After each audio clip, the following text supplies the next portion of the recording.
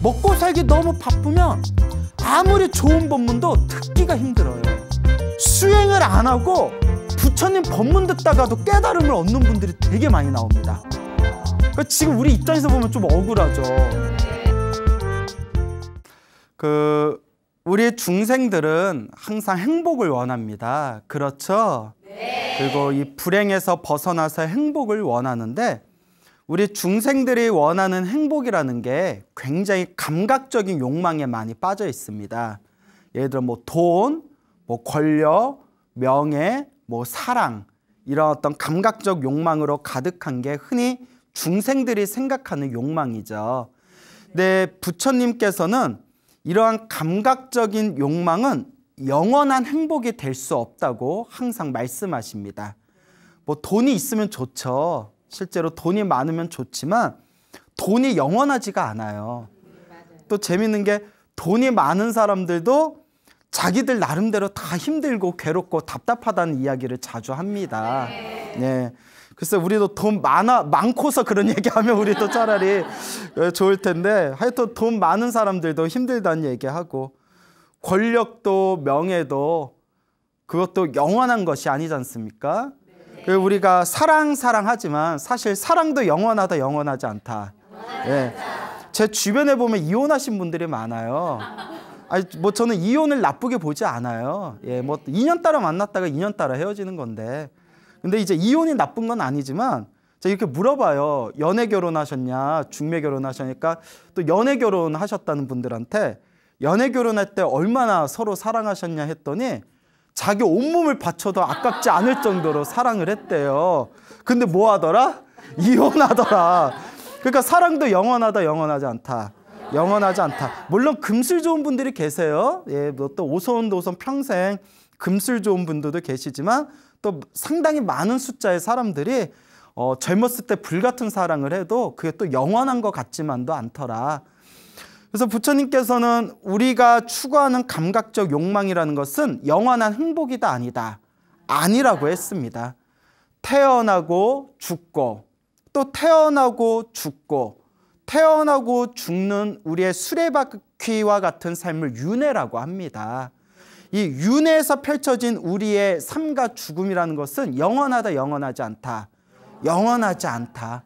끊임없이 자기 마음이 만든 꿈과 같고 환상과 같은 이 세상에서 자신의 본래 마음과 진리와 깨달음을 놓아버린 채 감각적 욕망에 의해서 태어나고 죽는 윤회의 삶을 살고 있는 중생의 모습은 허망하다라고 부처님께서는 항상 말씀을 하셨죠. 부처님께서 말씀하신 가장 위대한 행복, 영원한 행복, 최고의 행복은 무엇이냐? 바로 번뇌와 욕망이 소멸한 것이라고 말씀하셨습니다. 무엇과 무엇이 소멸한 것이다? 번뇌와 욕망이 소멸한 것. 번뇌와 욕망이 다 사라진 그 경지를 열반이라고 합니다. 무엇이라고 한다? 열반. 예, 모든 번뇌와 모든 욕망이 사라져서 항상 고요하고 평온하고 행복한 그 경지가 바로 열반이고, 이러한 열반의 경지를 체득하면 우리 중생들은 더 이상 태어나고 죽고 태어나고 죽는 윤회의 삶에 더 이상 헤매이지 않는다고 불교에서는 누누이 이야기를 하고 있죠. 그래서 모든 번뇌와 욕망이 사라진 열반을 얻으신 거룩한 성자를 우리는 아라한이라고 부릅니다. 뭐라고 한다? 아라한. 그래서 이 아라한, 우리가 법당에 가면 나한전이라고 있어요. 네. 보신 적 있나요? 네. 예, 잘 모르나 본데 여기저기 대답조차 안 하네요. 대웅전도 있고 지장정도 있고 관음정도 있고, 그리고 이렇게 나한전이라고 있어요. 네. 나한전이 번뇌와 욕망이 사라지신 거룩한 성자 아라한을 모시고 있는 것이 나한전입니다. 그래서 번뇌와 욕망이 사라진 거룩한 성자를 아라한이라고 하고, 그리고 아라한이 얻은 번뇌와 욕망이 완전히 사라진 그 경지를 열반이라고 부릅니다. 근데 아라한이 되기 위해서 4단계가 있대요. 몇 단계? 4단계. 예, 그래서 소나무에서 여러 번 말씀을 드렸는데요. 1단계가 수다원입니다. 수다원. 2단계가 사다함. 3단계가 아나함. 그 다음에 4단계 마지막 모든 번뇌와 욕망이 사라진 경지가 아라한입니다. 그래서 수다원, 사다함, 아나함, 아라한이 이렇게 4단계가 있는데요. 1단계 수다원만 얻어도 일곱 생 안에, 몇 생 안에? 태어나고 죽고 태어나고 죽는 7생 안에 아라한이 되는 게 보장받는답니다. 그러니까 저희 불교에서는 수다원을 아라한 하이패스라고 불러요. 그러니까 수다원만 되면 아라한까지 7생 안에, 몇 생 안에? 7생 안에 아라한이 되는 게 보장받은 거예요. 그래서 수다원을 얻는 것만도 엄청나게 고귀하고 엄청나게 거룩한 길이다라고 경전에서 끊임없이 이야기하고 있습니다. 그래서 중생들 수준 따라 달라요. 어떤 중생은 부처님 법문 듣자마자 혹은 수행을 하자마자 바로 아라한이 되시는 분도 있고요. 그리고 어떤 분은 수다원만 얻어서 수다원에서 차례차례 아라한으로 올라가시는 분들이 계세요. 이거는 전생에 얼마나 공덕을 지었냐, 전생에 얼마나 수행을 했느냐에 따라서 이런 차이가 난다고 합니다. 그래서 오늘의 이야기를 들으실 때 요 열반, 그 다음에 아라한, 그리고 아라한이 되는 1단계 수다원, 요걸 좀 기억을 해두셔야 제가 앞으로 들려드릴 재미난 이야기가 좀 이해가 되실 겁니다. 알겠죠? 네. 자, 그러면 다시 한번 짚어볼까요? 모든 번뇌와 욕망이 사라지신 거룩한 성자를 뭐라고 부른다고 했죠? 아라한. 아라한이 되려면 몇 단계를 거쳐야 된다? 4단계. 1단계가 뭐다? 수다원. 어우, 똑똑하네요. 오늘 물 좋아요. 자, 그리고 모든 번뇌와 욕망이 사라진 그 경지를 뭐라고 한다? 열반이라고 합니다. 자, 지금 우리 불교의 지금 이 시대를 말법 시대라고 합니다. 무슨 시대? 말법 시대는 부처님의 법이 쇠퇴하는 시대예요. 부처님의 법이 활활 살아있는 시대가 정법 시대예요. 부처님의 법이 점점 힘이 약화되는 게 상법 시대예요. 상법 시대. 그리고 부처님의 법이 땅바닥에 떨어지기 시작하는 시대를 무슨 시대? 말법 시대라고 해요. 그래서 경전에 입각하면 지금이 말법 시대래요. 그래서 지금은 열심히 수행을 해도 효과가 더디게 나타나요. 예전에는 조금만 참선하고 조금만 염불해도 도인들이 많이 나오셨거든요. 지금은 아무리 수행을 해도 요 자신의 번뇌를 이기기가 너무 힘들어요. 근데 이런 내용들이 사실 경전에 다 나와요. 말법 시대가 되면 중생들의 업이 너무나 두꺼워서 또 시대가 너무나 혼탁해서 아무리 수행을 열심히 해도 수행의 효과가 더디다, 깨달음을 얻기가 힘들다라는 내용이 경전을 보다 보면 나옵니다. 근데 옛날 2600년 전, 부처님이 살아계시던 2600년 전 시대는 무슨 시대일까요? 정법 시대겠죠. 그러니까 수행을 안 하고 부처님 법문 듣다가도 깨달음을 얻는 분들이 되게 많이 나옵니다. 그러니까 지금 우리 입장에서 보면 좀 억울하죠. 네? 그때는 그냥 부처님 법문 듣고 그 자리에서 막 깨달음을 얻고 막 아라한이 되고 막 수다원이 되는 그런 이야기가 굉장히 많이 나옵니다. 수행을 열심히 해서 수다원이 되고 수행을 열심히 해서 아라한이 되었다면 좀 덜 억울할 텐데 아무것도 안 하고 있는데 부처님 법문 듣고 그 자리에서 수다원이 되거나 그 자리에서 아라한이 되는 이야기가 경전에 자주 나옵니다. 그래서 좀 짜증나는데 뭐 할 수 없죠. 말법 시대에 태어난 것 자체가 우리 업보니까.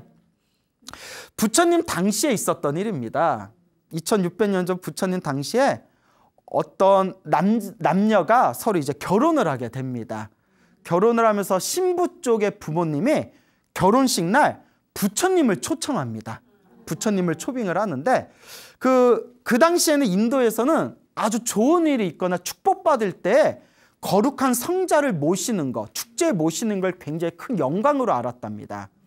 그래서 이제 신부 쪽의 부모님들께서 부처님을 이제 그 결혼식에 초청을 했고 부처님께서 수많은 비구 스님들과 함께 그 결혼식에 참석을 하십니다. 그 결혼식에 이렇게 참석을 하셔서 이제 신랑과 신부가 옆에서 부처님과 스님들한테 이제 시중을 들었대요. 이제 공양 시중, 밥도 떠드리고 물도 떠드리고 필요한 게 있으면 뭐 우유도 갖다 드리고 음료수도 갖다 드리고. 그러니까 우리 지금 정서로 보면 이해가 안 되는 거죠. 결혼식 날에 스님을 초빙해 놓고 신랑 신부가 서빙하고 있는 거예요. 지금 정서에는 좀 안 맞죠. 근데 이제 그게 이제 우리가 불심이 약해서 그래요. 그 당시에는 이제 신랑 신부가 거룩한 부처님과 스님들이 오셨으니까 옆에서 지극정성 시봉을 하고 있는데 이제 신랑이 한참 이제 뜨거울 때잖아요. 네? 그리고 이제 결혼했는데 결혼하면 이제 밤에 뭐해요? 뭐 알아서 뭐 하겠죠? 그러니까 신랑은 막 속이 타는 거예요. 그래서 스님들 이렇게 시중하다가 자꾸 신부를 헐기덥게 쳐다보는 거예요. 우리 섹시 이렇게 해서 우리 섹시하고 보면서 계속 이제 섹시를 보면서 이제 스님들한테 이제 밥 시중하는 걸 자꾸 깜빡깜빡 놓치는 거예요. 그래서 마음속으로 막 욕망이 막 들끓는 거예요. 욕정이라고 하죠. 욕정이 들끓으면서 부처님하고 스님들이 있는 데서 속으로 우리 섹시 껴안고 싶다 막 이런 생각을 일으키는 거예요. 제가 만든 말이 아니라 책에 나와요. 신부를 껴안고 싶어 했다. 그런 마음을 일으켰다. 그 순간 부처님이 그걸 다 꿰뚫어 보시는 거예요. 이놈의 자스. 부처님하고 스님들이 왔는데 밥 시중에도 모자를 파네. 몰래 신부 홀끼홀끼 쳐다보면서 뭐 하고 싶다? 껴안고 싶다 하니까 그때 부처님께서 신랑의 신부의 얼굴이 안 보이도록 눈을 멀게 합니다. 신통력으로. 아이 끝까지 들어봐요. 왜 이렇게 오버를 해. 신랑의 눈을 멀어버려요. 그러니까 순간 신랑의 눈에 신부가 더 이상 보이질 않는 거예요. 깜짝 놀래가지고 그때 부처님을 딱 쳐다봅니다. 그 세상이 다 칠흑 같고 오로지 누구만 보이시더라? 부처님만 보이는 거예요. 그때 부처님께서 신랑에게 법문을 하십니다. 이 욕망의 허망함에 대해서, 이 욕정의 허무함에 대해서 다 법문을 하신 뒤에 신랑의 마음이 고요히 가라앉음을 보시고 다시 신랑의 그 어두워진 눈을 신통력으로 다시 풀어줍니다. 그 이제 원래 시각이 다시 돌아왔어요. 그때 신랑이 부끄러움을 느끼면서 부처님한테 삼배를 올립니다. 그때 부처님께서 아주 유명한 개송을 신랑과 신부에게 가르침을 전하십니다. 욕망보다 더 큰 불길이 없고 미움보다 더 큰 허물이 없다. 모든 번뇌와 욕망이 사라진 열반이야말로 가장 최고의 행복이다 라는 법문을 딱 해주시는 순간 그 자리에서 신랑과 신부가 수다원가를 얻었다고 합니다. 아라한 하이패스를. 자, 욕망보다 더 큰 불길이 없고 우리 내면에는 끊임없이 막 불이 활활 타오르고 있대요. 여러분도 혹시 불 만져본 적 있어요? 아, 다행이네요. 불 만지면 돼요, 안 돼요? 불을 만지면 어떻게 되죠? 뒤져. 불을 만지면 뒤어요. 뒤면 너무 아파요. 그래서 너무나 힘들고 괴로울 때 우리가 와 뒤질 것 같아 이런 표현 쓰잖아요. 불을 딘 것 같이 힘들고 괴롭다는 뜻이에요. 뭐가 아예요? 예, 그래요? 그런데 손으로 불을 만진 거는 사람들이 다들 두려워하는데 활활 타오르는 불보다 더 큰 불길이 우리 내면 안에 있대요. 그게 바로 무엇이다? 욕망이라는 거예요. 욕망 때문에 우리는 스스로 불태우고 있으면서도 그걸 모르고 있다는 거예요. 노름이라는 욕망에 빠져버리면 나와 내 모든 걸 다 불태워버리잖아요. 알코올이라는 욕망에 빠져서 알코올 중독이 돼버리면 나와 주위의 모든 것을 다 불태워버리잖아요.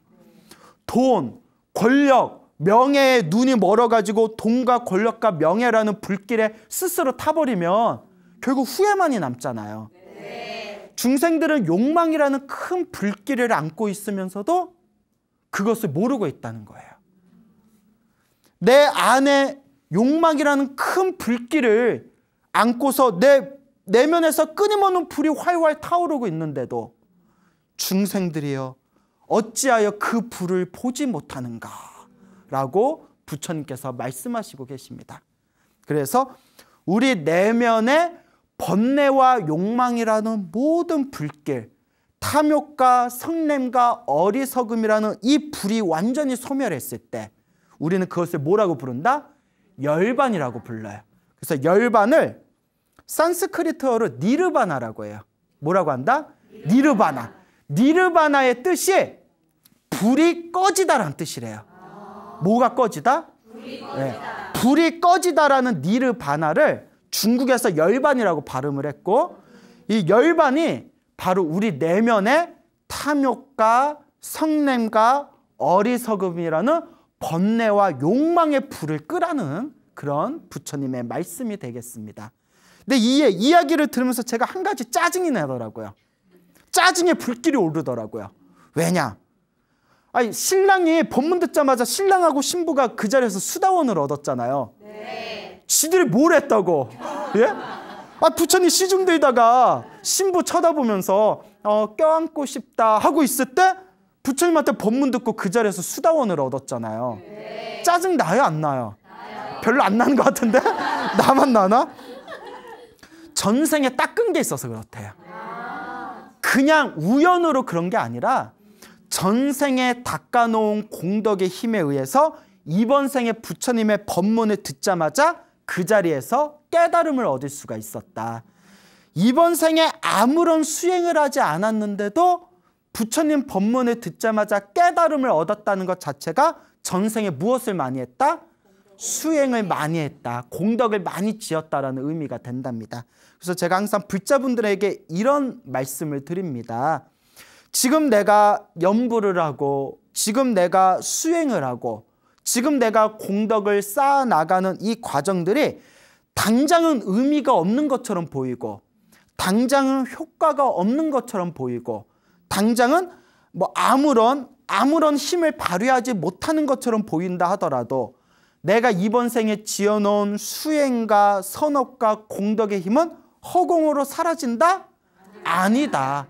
항상 내가 지은 모든 업은 선업이든 악업이든 반드시 누가 받는다? 내가. 이번 생이 아니면 다음 생이라도, 다음 생이 아니라면 다다음 생이라도 그 공덕은, 그 수행은 당장은 미미한 것 같더라도 언젠가 그 모든 공덕과 수행의 힘은 반드시 내가 받을 수밖에 없다라는 말씀을 제가 항상 누누이 들려드립니다.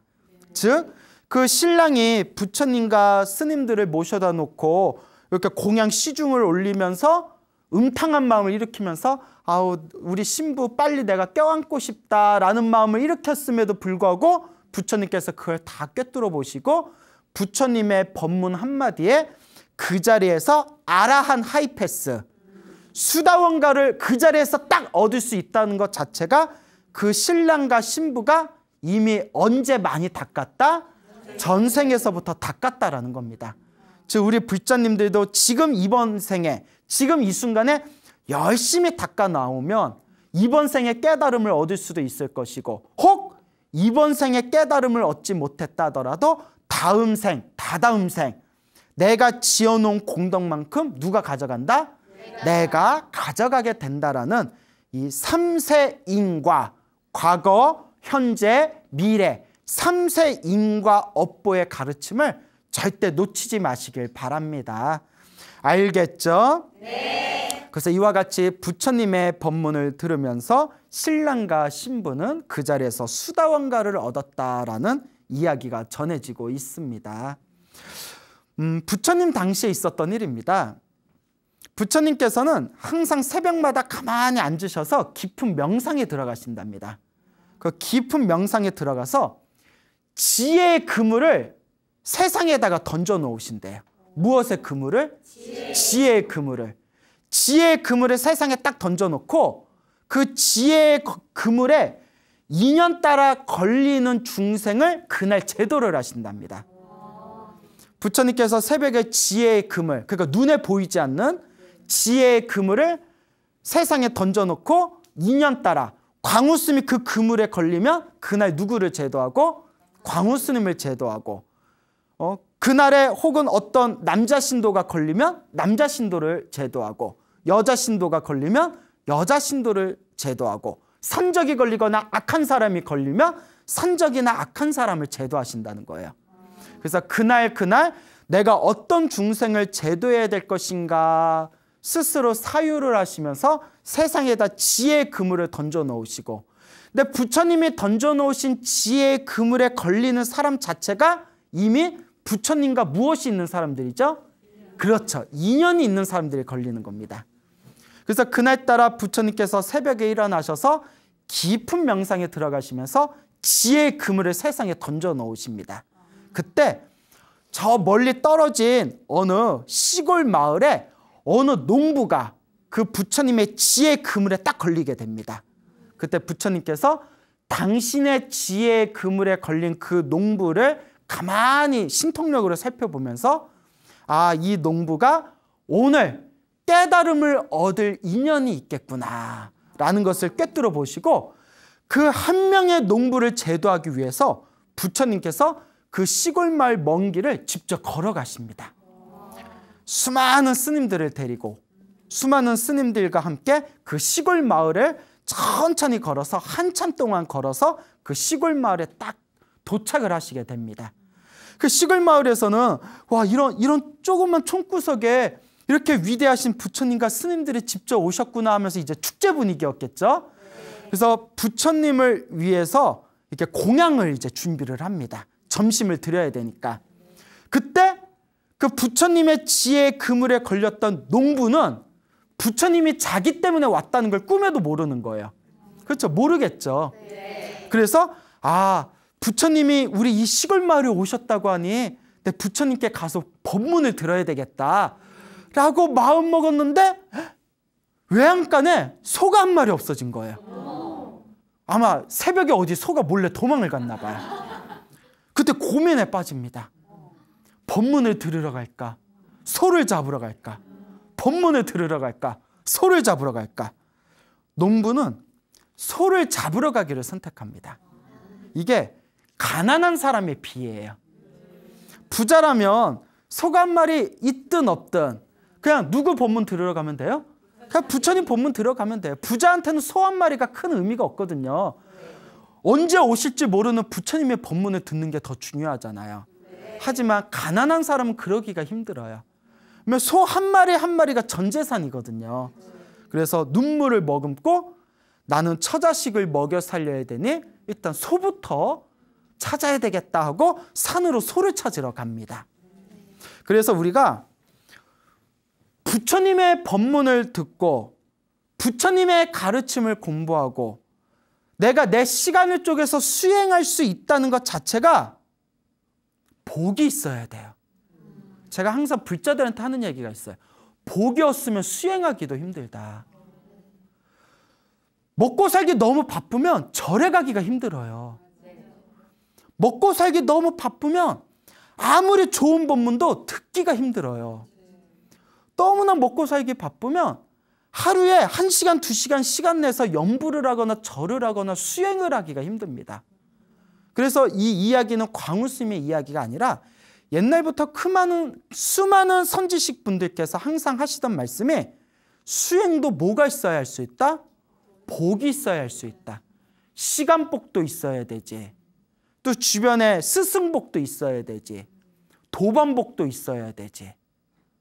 그리고 몸에 건강한 건강복도 있어야 되지.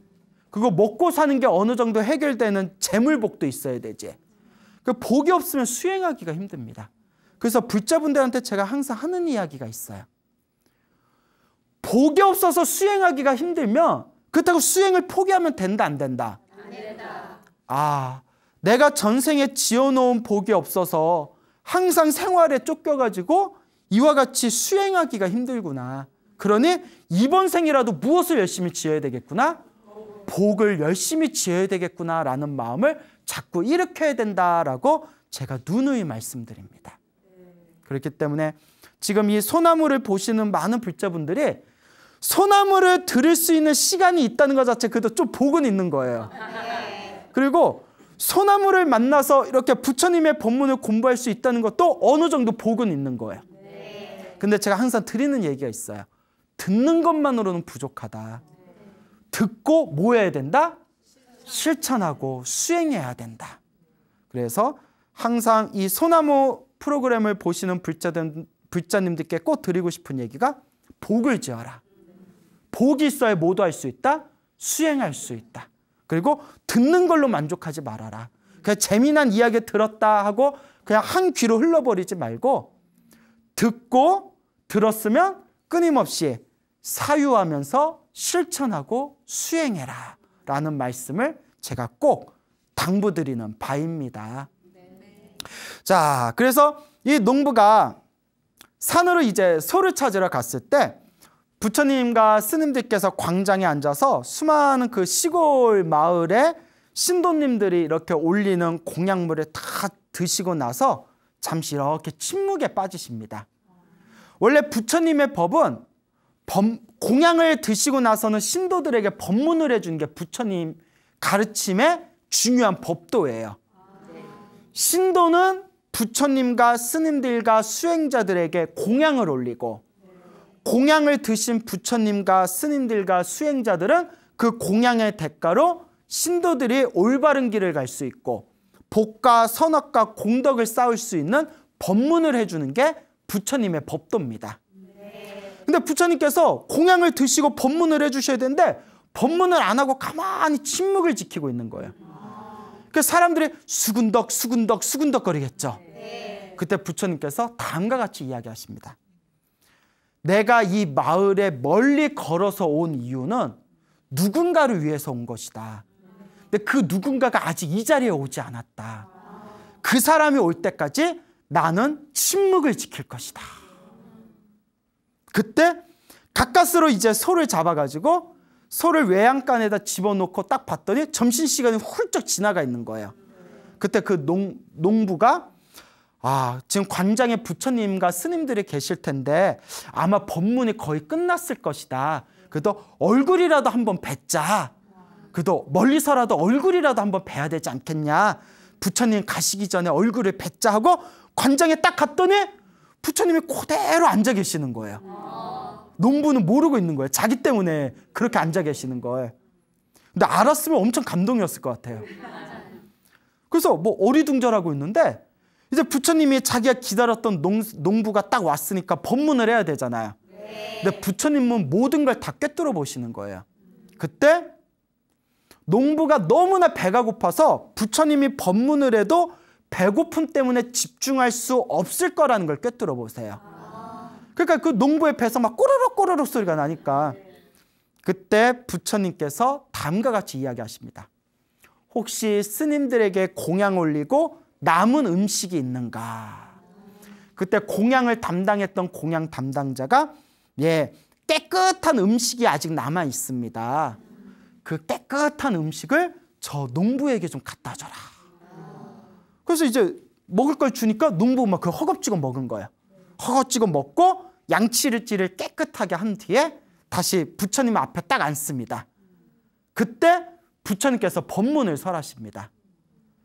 마땅히 모든 제가신자들은 보시, 베풀 줄을 알아야 된다.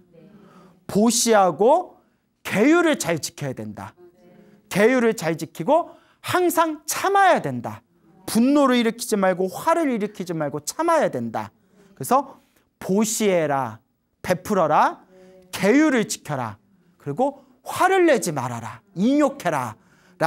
이와 같은 삶을 살며 죽은 뒤에 좋은 곳에 태어나게 될 것이다. 라는 기초적인 법문을 하신 뒤에 이걸 차제설법이라고 해요. 무슨 설법? 차례대로 수준 높여서 설법하신다는 거예요. 보시하고 계율을 지키고 그 다음에 인욕, 화를 참을 줄 알면 죽은 뒤에 좋은 곳에 태어날 것이다. 하늘색에 태어날 것이다. 라는 법문을 하신 뒤에 수준을 더 높여서 태어나고 죽고 태어나고 죽는 이 윤회 세상은 모두 다 괴로움이다. 이 괴로움의 원인은 집착이다. 집착을 소멸하면 영원한 행복인 열반을 얻게 된다. 열반을 얻는 방법은 8가지의 바른 길, 8정도가 있다 라는 4가지의 거룩한 가르침, 사성제를 설하십니다. 이와 같은 보시에서 하늘색에 태어나서 윤회에서 벗어나서 열반에 태어나는 길까지의 1단계, 2단계, 3단계 차제세법을 차례대로 펼치시는 순간 농부가 그 자리에서 수다원가를 얻습니다. 수행을 한 번도 안 했는데 그냥 부처님의 법문을 듣는 순간 그 자리에서 수다원가를 얻어요. 이거는 아까 말씀드렸죠? 농부가 그만큼 언제 많이 닦았다? 전생에 다 닦은 게 있어서 그래요. 우리는 아무리 이런 소나무가 200회가 넘었는데 소나무 200회 법문을 처음부터 끝까지 다 들었는데도 수다원가를 못 얻으신 분들은 그만큼 뭐 한 거예요? 닦은 게 없어서 그런 거예요. 예? 그러니까 지금부터도 우리가 자꾸 닦아야 됩니다. 농부가 수다원가를 얻고 난 뒤에 부처님이 비로소 내가 원래 목적한 바를 이뤘다. 내가 이 농부를 위해서 일부러 이곳까지 법문을 하러 왔는데 이 농부가 수다원가를 얻었으니 아라한이 될 수 있는 하이패스 깨달음을 얻었으니 이제 나의 일은 끝났다. 이제 오늘 하루 미션 성공한 거예요. 이제 부처님이 이제 모든 법문을 마치시고 제자들과 함께 이제 사원으로 돌아가십니다. 그때 뒤에서 아직 깨달음을 못지 못한 어리석은 스님들이 투덜투덜 대는 거예요. 아니 뭐하러 여기까지 왔어? 다리 아프게? 아니, 부처님이 오라고 해서 왔는데 이거 뭐 아니 우리 뭐 여기까지 뭐 이 시골 마을에 뭐 볼 게 있다고 여기까지 온 거야? 투덜투덜 대더래요. 어느 스님이. 그 스님은 아직 수준이 낮아서 그런 거예요. 그 부처님이 다 뒤돌아보면서 제자여, 비구여, 남자 스님을 비구라고 하거든요. 비구여, 무엇 때문에 그렇게 불만이 많은가? 그러니까 아니 뭐 여기 먼 길까지 왔는데 뭐 이거 그냥 뭐 왔다가 가고 뭐 이게 뭡니까 부처님? 그리고 뭐 그 농부는 배가 고프다고 그 부처님 생전 한 번 안 하시던 뭐 밥 갖다 줘라 이런 얘기나 하시고 저는 이게 이해가 되지 않습니다. 그 부처님께서 그 어리석은 비구 스님에게 내가 여기까지 온 거는 오로지 한 명을 위해서 온 것이다. 그 농부에게 깨달음을 주기 위해서 온 것이다. 근데 그때 농부는 너무 배가 고팠다. 배가 고픈 상태에서는 아무리 법문을 해줘도 집중할 수가 없다.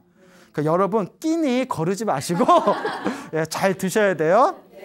그래서 그 사람에게 농부에게 먹을 걸 갖다 주라고 시킨 것이고 그리고 배가 부른 농부는 부처님의 법문에 집중해서 수다원가를 얻을 수 있었던 것이다 라고 하면서 부처님께서 이와 같이 말씀하십니다. 배고픔이 가장 큰 병이다. 왜냐? 다른 병은 약을 먹으면 나을 수 있지만 배고픔은 배가 채워질 때까지 계속 괴롭다는 거예요. 그래서 배고픔이야말로 가장 큰 병이다. 배고파 본 사람은 이게 무슨 말인지 알 거예요. 여러분 눈물 젖은 빵 드셔본 적 있어요? 나도 없어요. 나도 없는데 배고픈 시절에 보릿고개 살아셨던 분들은 허리에다가 천을 동동 메고 사셨대요. 막 속이 쓰려가지고. 그래서 배고픔이야말로 가장 큰 병이다 라고 부처님께서 말씀하시면서 부처님께서 제자들에게 다음과 같은 법문을 하십니다. 배고픔이 가장 큰 병이요. 윤회가 가장 큰 괴로움이라네. 이것을 있는 그대로 알면 열반을 성취하게 되니 열반이야말로 가장 최고의 행복이다. 무엇이야말로 가장 최고의 행복이다? 열반이야말로 가장 최고의 행복이다라는 아주 유명한 법문을 남기시게 됩니다. 이와 같이 부처님께서는 이 세상에 출현하셔서 한 명의 중생이라도 깨달음의 길로 인도하기 위해서 평생을 살다가 가신 분이었습니다. 그래서 아무리 멀리 떨어진 곳이라 하더라도 그 한 명의 존재에게 깨달음을 주기 위해서 먼 길을 걸어서 오고 가는 수고로움도 마다하지 않던 분이 바로 우리의 부처님이 되십니다. 그래서 우리도 열심히 수행하고 열심히 공덕을 짓는다면 우리도 미래생에 미륵 부처님이 세상에 출현하실 때 누구를 위해서 와주실 것이다? 우리를 위해서 분명히 먼 곳에서도 와주실 것이다라는 부처님의 자비심에 대해서 확신을 가지시기 바랍니다. 알겠죠? 네. 부처님 당시에 왕이 있었는데요. 이 왕의 이름이 파사이 왕입니다. 이 파사이 왕이 엄청난 대식가였대요. 밥을 엄청나게 많이 먹다 보니까 지금으로 치면 당뇨병에 걸렸던 것 같아요. 밥만 먹으면 졸리고 몸이 퍼져버리는 거예요. 그래서 아침 공양을 하고 부처님의 법문을 들으려고 사원에 갔는데 너무 졸려가지고 몸이 막 풀어져 버리는 거예요. 그래서 막 눈이 해롱해롱 하니까 부처님이 왕이시여 건강이 좋지 못하십니까? 하니까 이 파사이 왕이 부처님께 부처님 저는 밥만 먹으면 졸리고 몸이 너무나 무겁고 괴롭습니다. 어떻게 이 괴로움을 없앨 수가 있겠습니까? 그때 부처님께서 다음과 같은 개송을 왕에게 전해줍니다. 언제나 마음을 챙겨서 언제나 무엇을 챙겨서? 언제나 마음을 챙겨서 음식을 절제하면 무엇을 절제하면? 음식을 절제하면 괴로움이 점점 줄어들고 목숨을 보존하여 천천히 늙어간다라는 개성을 가르쳐 줍니다. 근데 어떤 분이 계시는데 살을 빼려고 아침 굶고 점심에는 선식을 하신대요. 아침을 굶고 점심에는 미숫가루 같은 걸로 선식을 하시는 건데도 살이 안 빠지는 거예요. 왜 안 빠질까요? 저녁에 몰아서 폭식을 하는 거예요. 남 얘기 같지 않죠? 아침 굶고 점심에 회사 가서 미숫가루 선식하고 저녁에 와서 그날 못 먹은 거 폭식을 해버리니까 이게 악순환이 생겨가지고 살이 안 빠지더래요. 그래서 왕에게 이와 같은 개성을 읊어준 뒤에 왕 옆에 있는 조카에게 다음과 같이 얘기합니다. 왕께서 식사를 하실 때마다 옆에서 이 개성을 읊어라. 왕이 마지막 한 덩어리를 남겨놨을 때 그걸 드시기 전에 이 개성을 읊어라. 왕이 그때마다 정신을 차려서 음식을 점점 절제하게 될 것이다. 그때 왕의 조카가 예 알겠습니다 부처님 제가 그렇게 하겠습니다. 그 왕이 이제 하루 세 끼 드실 때마다 조카가 옆에 있다가 마지막 한 덩어리 딱 남았을 때마다 언제나 마음을 챙겨서 음식을 절제하면 점점 괴로움이 줄어들고 목숨을 보존하여 천천히 늙어간다. 그 왕이 딱 부처님이 생각나면서 그 한 덩어리를 안 먹는 거예요. 한 덩어리 안 먹은 만큼 다음 식사 시간에 그 양을 빼는 거예요. 그걸 몇 날 며칠 몇 달을 반복했더니 점점 위가 줄어들었는지 왕이 밥 한 그릇에도 만족을 하게 됐답니다. 몸이 굉장히 건강해졌대요.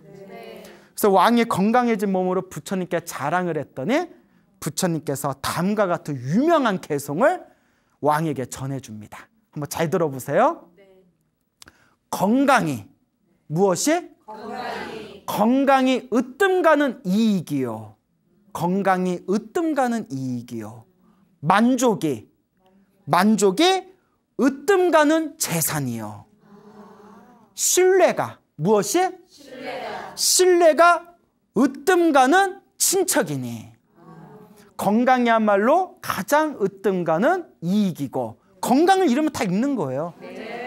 자기 자신한테 지금 이 순간에 만족할 줄 알 때 가장 으뜸가는 재산이고 우리가 친척한테 의지하지만 우리가 친한 사람들한테 의지하지만 사실 사람과 사람 간의 신뢰가 가장 으뜸가는 친척이 되나니 하지만 열반이야말로 가장 최고의 행복이다 라는 유명한 말씀을 남기시게 됩니다.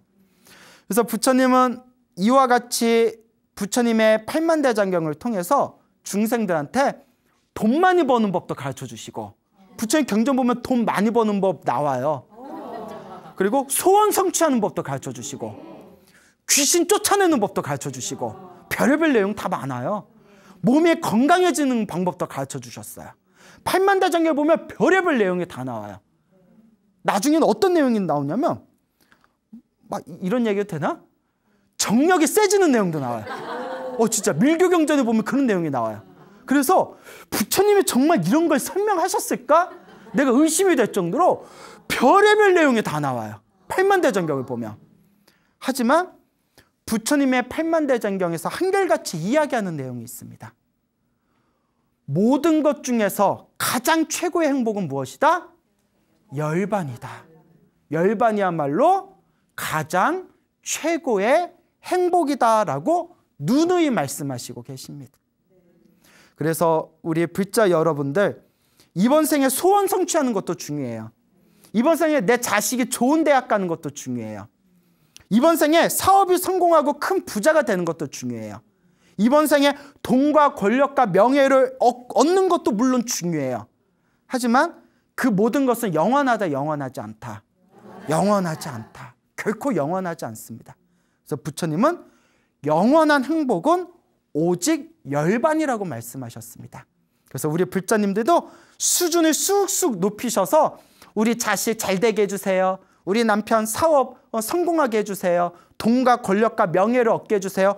이런 감각적인 자그마한 욕망에 빠져들지 말고 진정한 행복인 번뇌와 욕망이 사라진 영원한 행복의 길인 이 최고의 수행의 길을 잘 닦아나가시길 바랍니다. 알겠죠? 네.